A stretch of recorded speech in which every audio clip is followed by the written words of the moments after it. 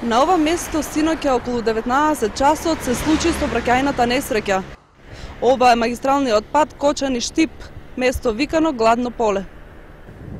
Во несреќата учествувале автомобил марка Peugeot 406 со скопски регистарски таблички, управуван од ДМ од Скопје, и камион марка ФАП со велешки регистарски таблички.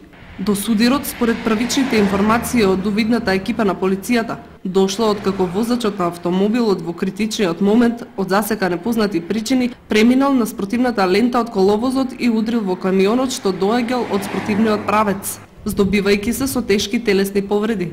Возачот на Пежото итно е префрлен во Кочанската болница, но поради крајната сериозност на повредите е транспортиран на клиниката во Скопје. Причината е голема материјална штета со првична проценка од над 400.000 денари. Сообраќајката предизвика неколкучасовен застој на сообраќајот на магистралата Штип-Делчево. Додека надлежните вршеа увид, учесниците во сообраќајот беа пренасочувани по спорење.